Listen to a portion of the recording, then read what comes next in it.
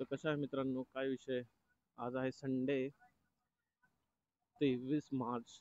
तुम्ही विचार केला आज कुठेतरी राहायला जाऊ, बट मॉर्निंगला लवकर उठायला झालं नाही. त्याच्यामुळं मग आपलं एक युजल प्लेस आहे जिथं मी संडेला जातो जर माझा काहीच प्लॅन नसेल तर, ते म्हणजे सातारा रोड. सातारा रोड का? कारण सातारा रोडवरती जाताना जो सनसेट दिसतो ना, तो खूप भारी वाटतो बघायला. त्याच्यामुळे मी आज प्लॅन केला आहे की आज आपण सातारा रोडला जाऊ.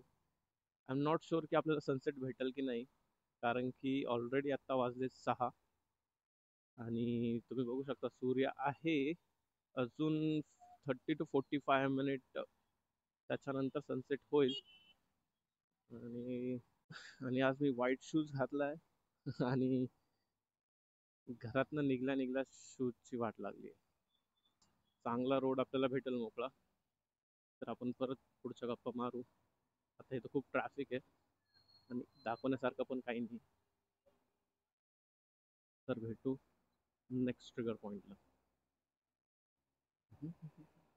तर ही 2 मिनिटं पहिले हीच माझ्या अंगावर आली होती. गाडी चालवायला तिला जमत नाही तरी चालवते, कारण की त्याच्या हाताला लागलंय. हाच आहे का तो माहित नाही, कारण की 2 जण मी आता. हा, हाच आहे तो. त्याच्या हाताला लागलाय. ओय ओय होय होय होय होय होय. गेला होता आता.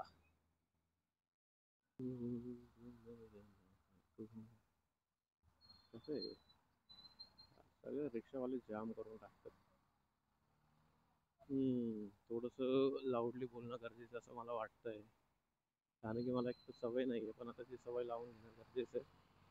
मला असं वाटतं की इनफ आहे मी जेवढं लाऊड बोलतोय, म्हणून मी कमी आवाजात बोलत होतो, पण आता थोडंसं आपल्याला व्हॉल्यूम इन्क्रीज करायला लागणार आहे. हाच तो विषय होता, मग मी तुम्हाला दाखवत होतो.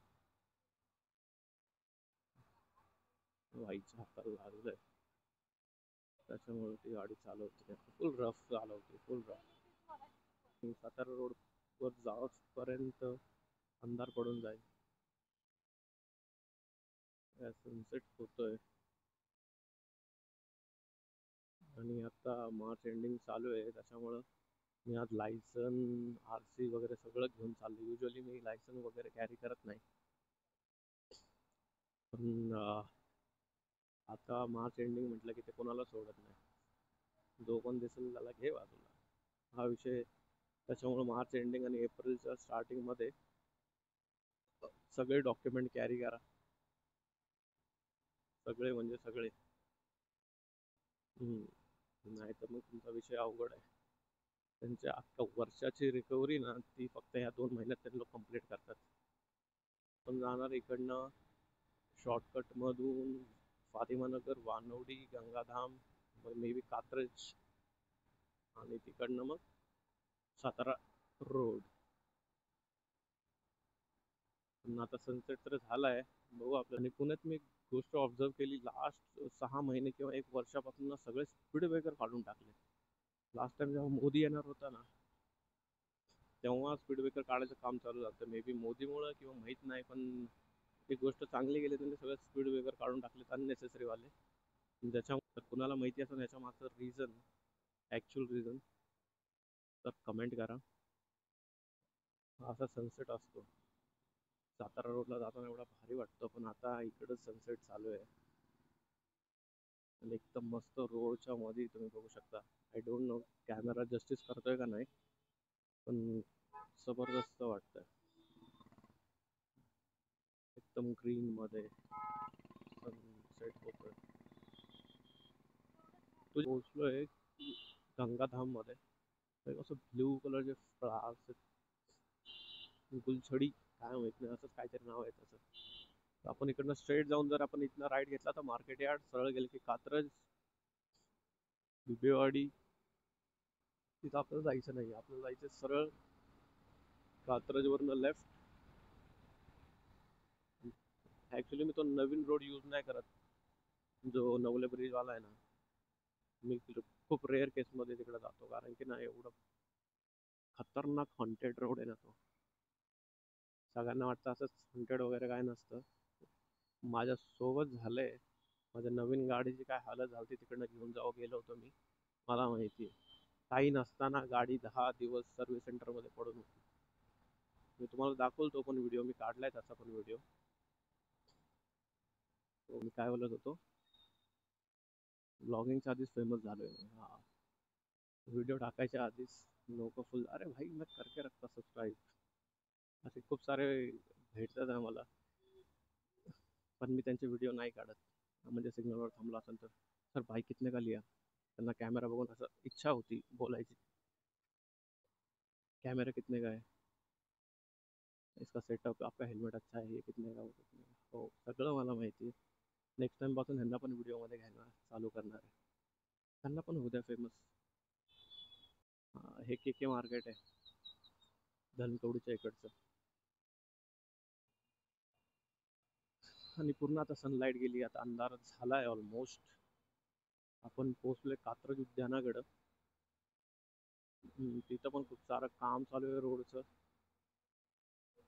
जवळजवळ आपल्याला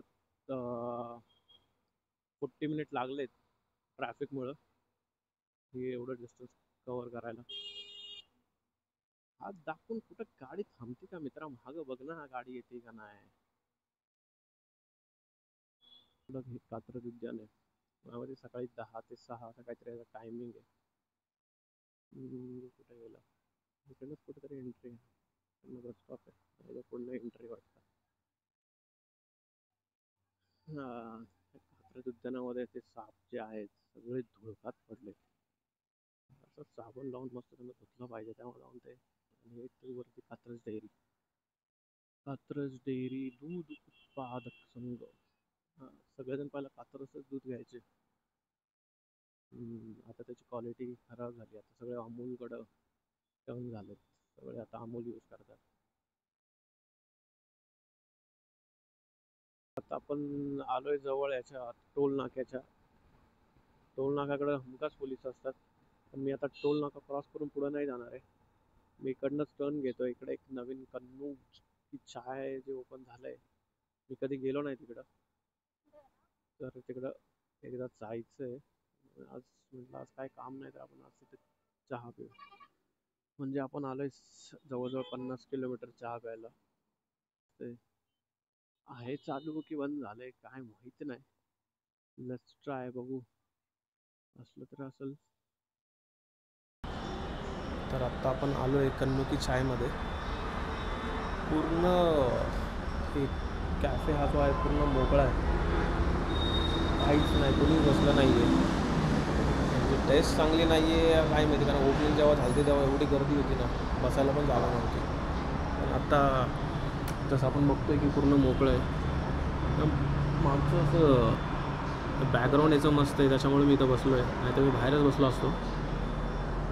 आता ऑर्डर केली एक जिंजर लेमन टी, बघू कशी लागते. जर चांगली असेल तर नक्कीच मी तुम्हाला ॲडवाईज करेल इकडे यायची. बघू आता चहा येतो आपला तोपर्यंत. 90 रुपयाचा चहा आहे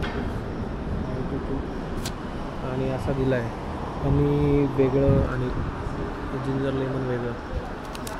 तर आपल्याला आता मिक्स करायचं आहे.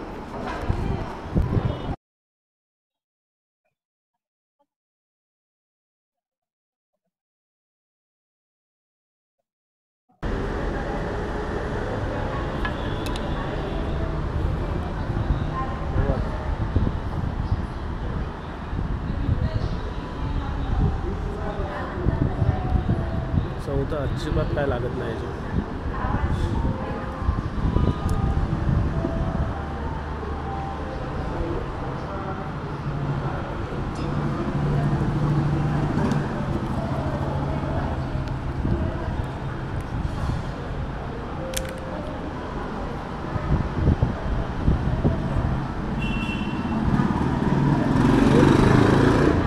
एवढं काय खास नाही वाटत आहे, काय ठीकठाक आहे.